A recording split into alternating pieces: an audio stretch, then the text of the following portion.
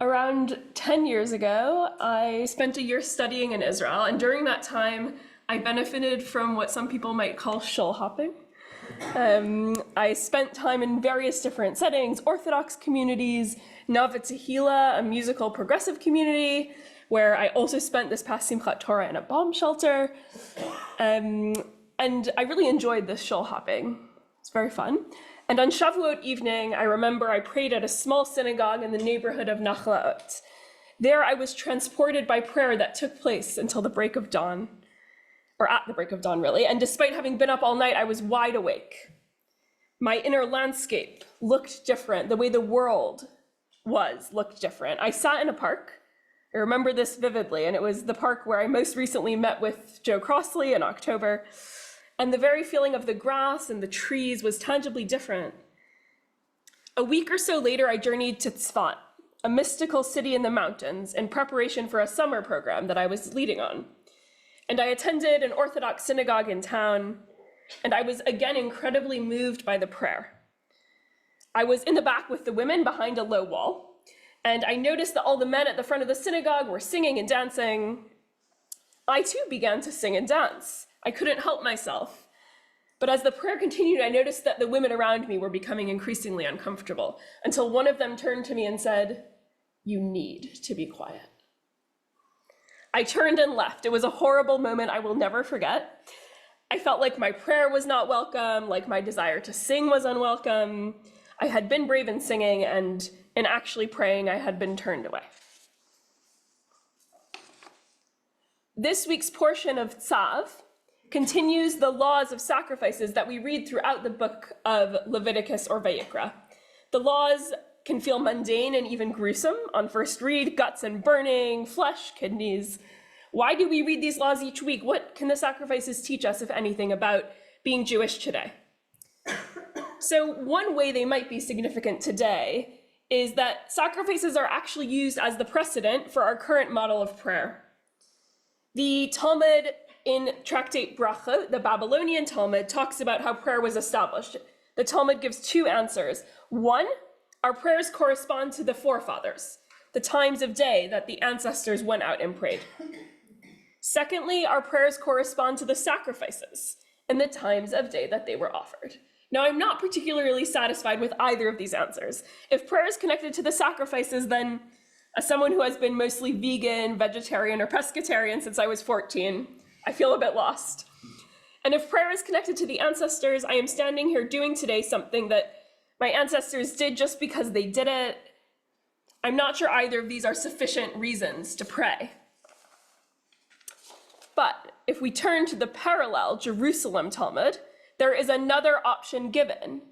Instead of the forefathers or the sacrifices, we learn that the three daily prayers come from the three times of day in which the day changes upon creatures. And it says that when one sees the dawn, one says, "I give thanks for bringing me forth from darkness to light."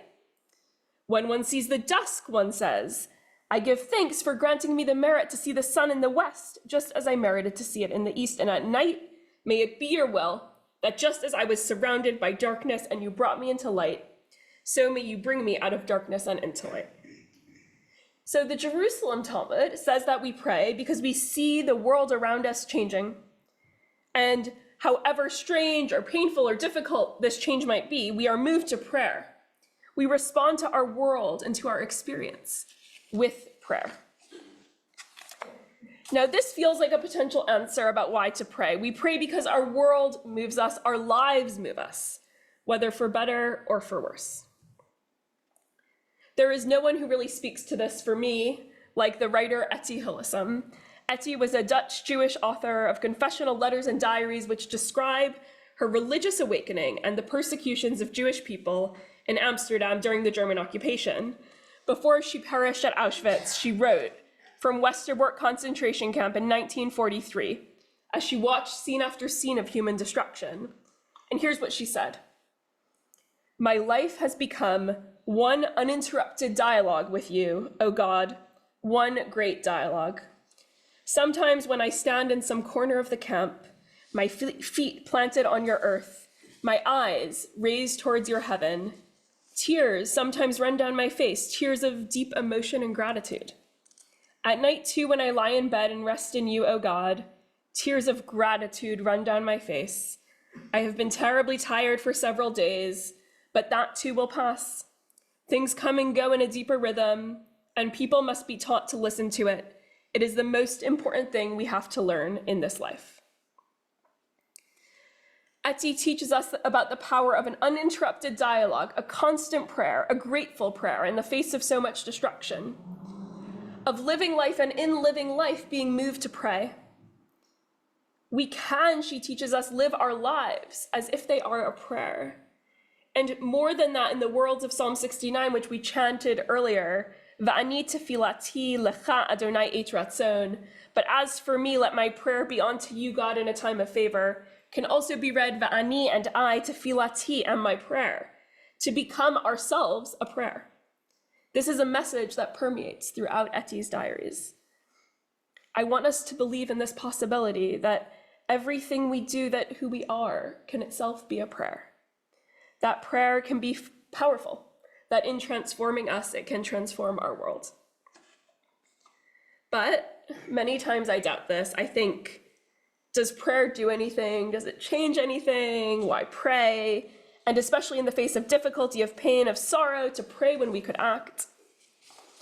There was a 3rd century rabbi who lived in the land of Israel, Rabbi Yitzchak, and he also struggled with prayer. And he asked his colleague, Rabbi Nachman, what is the reason for all this fuss? I sometimes feel that. Why all this fuss? Why all this prep, waking up early, prioritizing the words of the liturgy? And the Talmud answers with that verse from Psalm 69, Va'ani tefilati lecha Adonai et ratzon. And it says, what is the meaning of that verse? But as for me, let my prayer be unto you, God, in a time of favor. So Rabbi Nachman says, when is a time of favor? B'sha'ah shatzibur mitpalalin. It is at the time when the congregation is praying. This piece of Talmud teaches us that community can be a powerful answer. In being together, despite all of our doubts, we create a portal for our prayer, and it is more powerful than when we are just on our own. I feel that our communal prayer here at Westminster is already so powerful, and our learning services, which we had one of this morning, have been an attempt to include even more singing, some silence, slightly longer liturgy, to take the tradition of our ancestors and our community and to connect that beauty to that of a new offering. We have a final learning service on the 27th of April. This will be followed by some sharing over an Oneg lunch, with next steps as well about how we take these learning services forward. Do join us for that. If we think back to our portion and prayer being based on the sacrifices we read about today, we might understand now the potential power, maybe, of connecting prayer to sacrifices. In praying, we engage in the verb lahakriv, to offer. This language is used about bringing a sacrifice, but it also means to bring close. Not to bring a sacrifice, but to come close to our hearts. Rabbi Reinhardt, founding rabbi of this community and one of our ancestors, so to speak, wrote in a section titled Prayer in War, London, also in 1943. He wrote, "Renew, O God, the tenderness of my heart in this haunting hour of pain." He says, "Renew, O God, the tenderness of my heart in this haunting hour of pain." He teaches us that prayer, which is considered work or service of the heart, is that it's a contemplative practice of coming close to our heart's tenderness and the tenderness possible with each other, even in the midst of great challenge. So perhaps sacrifices, ancestors, the way the day changes upon creatures. The context of the sacrifices and what they symbolize remind us of a way of life gone by, a way Judaism was practiced that has since been destroyed. In the face of that destruction, we pray. In the face of a system that no longer works, we pray. In the midst of great challenge, we turn to prayer. And in it, we don't evade but engage. We find a new relationship with our lives, which can become lives of relationship. In the face of gruesome, bloody horror, we pray. When we look back at what has happened to our ancestors, the good and the bad, we pray. When we look at our lives and when instead of letting them happen to us, we are moved to change, we can become an agent of transformation. And that is prayer. After my experience in Svat 10 years ago, I was afraid to sing too loudly. I was afraid to move or to be moved, to show any emotion during prayer.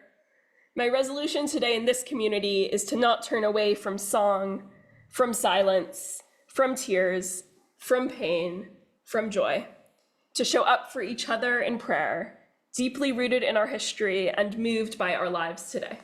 Shabbat Shalom.